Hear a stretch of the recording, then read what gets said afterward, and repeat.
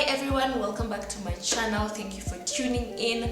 Today's video is actually very different. I wanted to talk about natural hair regimen and help you guys create your own natural hair regimen. So if you're a beginner and maybe if you're struggling to have your own balance in terms of your regimen, this video is for you. So I personally like to keep my own regimen very simple. You guys already know this and I always emphasize on that. So I'll be sharing with you guys simple steps that you can use to create your own regimen, because I get this question asked all the time: how do I create my own regimen? What do I buy? How do I get this wash day started? So keep watching and I hope you guys enjoy this video. So your regimen is the key to a successful healthy hair growth, and it actually keeps you on track on what needs to be done to your hair, what you need to be doing or what you don't need to be doing. So there are very many options to pick from, different techniques that you can use, but these simple steps that I'll be sharing with you guys will be a guideline and they will help you create your own natural hair regimen for a successful wash day. So I always break down my wash days into 5 easy steps. The first step is pre-poo. So Prepoo is a pre-shampoo step. I always do a Prepoo treatment before washing my hair with a shampoo. Prepoo is when you use an oil and the oil penetrates into your hair shaft and coats it and protects it so that it doesn't absorb a lot of water when you're washing your hair. This will help your hair not to break a lot during the wash process, and it will also prevent your hair from drying out. I have a detailed video for Prepoo up here, so check it out. So in this video, I'm explaining the benefits of Prepoo and I'm showing you guys exactly how to do a Prepoo treatment. The best oils to use for this process is either coconut oil or extra virgin oil. You want to use an oil that is penetrating your hair shaft. So my favorite oil to use is coconut oil. That's the oil that I'm always using when I'm doing my Prepoo. I know some people prefer to use an oil and also a conditioner depending on the condition of their own hair. So once you do the Prepoo, you either want to stay with it overnight or for a few hours, maybe like an hour or 2 hours, and then rinse that out. Next up is the shampoo process. So other people will call it either clarifying process or the cleansing process, depending on what you want to do, but I always emphasize on the importance of shampoo. This actually gets rid of all the product buildup, all the dirt that you have accumulating on your scalp and on your hair. The key to a successful hair growth is a clean scalp, guys. So you always have to make sure, if your hair is maybe low porosity, because if you have low porosity hair, you tend to have a lot of product buildup. You have to make sure that you're shampooing your hair at least once every week or after every 2 weeks, depending again with the condition of your own hair. So in this case, you can choose to use a sulfate-free shampoo, you can choose to use a moisturizing shampoo, you can choose to use your mud washes. Those are the bentonite clay mud wash as a clarifier, as a cleanser. You want to just use something that will get rid of all that dirt in your hair. So how often should you wash your hair with shampoo?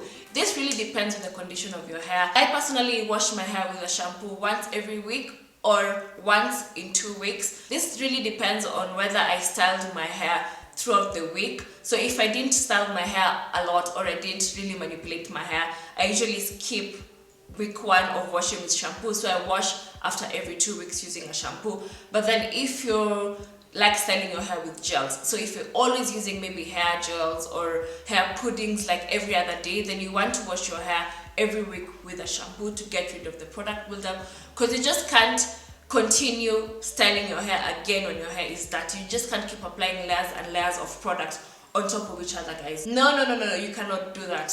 You cannot do that to your hair. If you feel that your hair is dry but then you feel like it's not dirty, then you can skip a shampoo on your wash day, and then midweek during your next week you can choose to use a co-wash or a conditioner, as what people like to say. So washing your hair with a conditioner midweek will not necessarily clarify your hair. No, it will not. A conditioner, well, most conditioners do not clarify your hair unless you're using like a cleansing conditioner. So if you're using regular conditioner, that will just help to revive your hair and bring back the moisture in your hair, but it will not cleanse the hair for you. The next step, guys, is the rinse out conditioner or the co-wash. The reason I'm combining both of them together is people tend to confuse the 2 steps. So a rinse out conditioner is an optional step. Most people use a rinse out conditioner immediately after the shampoo process to revive back the hair and bring moisture back to the hair. So during this step is when you can detangle your hair. You can either use your fingers or your brush At the moment, I'm currently using my fingers only to detangle my hair. When you're looking for a rinse out conditioner, you want to get something that is moisturizing, something that has a lot of sleep, but you want to get something that has a lot of nutrients, has good oils in it, something that also will give you amazing sleep when your finger detangling. So core wash. So when you want to do a core wash is when you want to skip the shampoo process. I think I mentioned this in the second step. So most people, what they tend to do is they'll wash their hair with shampoo like on a Saturday during the wash day, and then midweek like Wednesday you can choose to use a core wash. Core wash is a conditioner that has cleansing agent, so you can use it to actually cleanse your hair. So if you want to use a rinse out conditioner as a core wash, then that necessarily will not clean your hair. So after you finish detangling your hair, the next step is deep conditioning. This is actually my favorite step, guys. I live for my deep conditioning treatments. I actually enjoy doing them. So what does it involve? It involves coating your hair with a penetrating hair conditioner that will revive your hair of its moisture. It will add nutrients back to your hair, and it will also strengthen your hair. You need to do this step, guys. Always never skip your deep conditioning step, because your hair needs to get its moisture back. It needs to feel like it's been revived back from all that manipulation during washing and during detangling. The deep conditioning step can be broken down into two. So we have the protein treatments and we have the moisture deep conditioning treatments. The differences are the protein treatment is applied when you feel like your hair is dry and brittle, and maybe if you're suffering from breakage and you're looking to get some strength back into your hair, that's the right time to use a protein treatment. I specifically like using it after every 2 weeks. So in most case scenario, it's best to do a protein treatment and then follow it up with a moisturizing treatment so that it can revive back your moisture. So you have to find a balance for the both. They're both good for our natural hair, and just learn your hair, just touch it, see how it reacts to protein, and then you'll be able to find a balance. So how long should you put your moisturizing deep conditioning treatment? I personally do it for 1 hour. Most people I know will extend it even to 5 hours overnight. I mean, just do whatever works best for you. But there's no point of putting it like for 5 hours, guys. It doesn't make any sense. 1 hour I think is enough. If you want to add some heat, sit under a hooded dryer, then that's fine. The heat will just be able to make the conditioner penetrate better into your hair shaft. So when you're buying your deep conditioners, guys, you want to look for something that again has good sleep, has good ingredients, good nutrients, good oils that will benefit our own natural hair. You can also go ahead and do your own DIY, where you can use your own favorite conditioner and add your own favorite oil. You can even throw in some henna for those who like henna treatments. So the next step is moisturizing, guys, and this is also very, very important in this regimen. So you do this step after rinsing out your deep conditioner, and you want to wait for your hair to be semi-dry or just a bit dry. To dry out your hair, you can use a t-shirt. Please do not use your towel, because your towel will suck out all the moisture from your hair. It will also end up leaving a few particles if you're using one of those raggedy towels. Some people also use kangas, so please just don't do that. Just take a t-shirt, wrap that around your hair, and just give your hair some time to dry, maybe like 10 or 15 minutes to dry off, and squeeze out the excess water. So to moisturize your hair, you will need a water-based leave-in conditioner. You will also need a moisturizer, and you will need an oil, a natural oil, and the oil is what you're going to use to seal in all that moisture. You don't want to miss the sealing step, because if you do not seal in your moisture, then you will lose all the moisture. It will just evaporate from your hair, just like that, guys. So please make sure you seal in your moisture. So in the natural hair community, this step is broken down into two different, will I call it names? I guess names. We have the LCO and we have the LOC. So it's just the leave-in or your water or any water-based in leave-in conditioner, and then you have your oil and you have your cream, or you have the leave-in or water-based leave-in conditioner, and then you have your cream, which is your moisturizer, and then you have the oil. So I personally like using the LCO method at this time in my natural hair journey. I feel like that step works best for me. So I apply my leave-in conditioner first, and then I take my moisturizer. In this case, my moisturizer is my cream.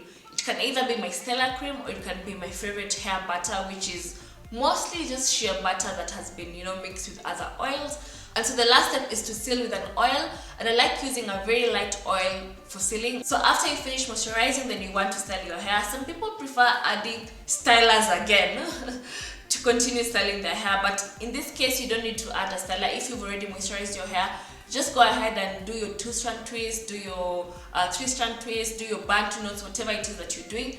You can do it at that stage. Some people prefer adding gels as well. So if you want to add gel, then go ahead and also add some gel to your hair. You just have to be very careful when you're using these products. You don't want to end up using a lot of products, because if you end up using a lot of products, then you'll just regret it, because your hair will be weighed down and you'll end up having a lot of product buildup. So in between the week before the next wash day, you have to make sure that you're also taking care of your hair.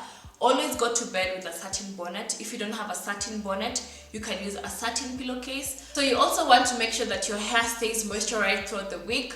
Again, this depends on the condition of your own natural hair. If you feel like your hair is losing moisture throughout the week, then you can always re-moisturize using either water, or you can use your favorite leave-in conditioner and apply an oil and then retwist your hair. So it's also important that if you have a protective style on, like for example braids or cornrows, you also need to take care of your hair. You just can't go about the day with your hair looking all raggedy and all dry. Remember, just the same way you took care of your hair when it's open is the same way you need to take care of your hair when it's in braids. So if you need to wash your hair in braids, then do it. So guys, those 5 steps that I shared with you will be able to guide you to create your own natural hair regimen, and you'll also be able to find out the products that work best for your own natural hair. Once you master those 5 steps, then I think you'll be okay, and the more you continue doing it, the easier it will be for you. You will also be able to add up boosters as you go along your journey. The boosters I'm talking about: black tea rinses, your rice rinses, your green tea rinses, your henna treatments, or anything else that you want to add. Remember guys, there's a lot of information out there, so please,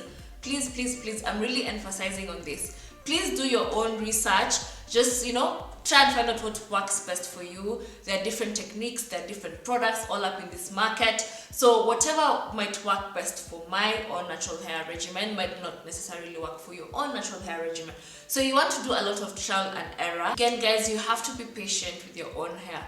It's a journey, it's a struggle, it's tough, it's real. You'll shed tears, but once you figure out your hair, then you'll be fine. So I think I've covered everything that I needed to cover in this video. In case you feel I've missed anything, please feel free to comment down below and share with us some details that you think are key in creating our own natural hair regimen. Something else that I wanted to speak to you guys was about product recommendations, and I think this is one of my mostly asked questions. The only problem is I really don't know your hair characteristics, so I can't be able to recommend a perfect product for your own hair. So I think what I'm gonna try and do is recommend 3 different products per steps. I think when I do that, you guys will be able to do your own research and also buy one product, try that product first, see how your hair reacts, and then try a different product, guys. I think that will be the best way for me to help you out. So if you'd like to see that kind of video, please comment down below and let me know so that I can get to filming it. As always guys, thank you so much for watching. I appreciate you, all of you guys. I appreciate all of the comments, all of the DMs. I love you, and I will catch up with you guys in the next video.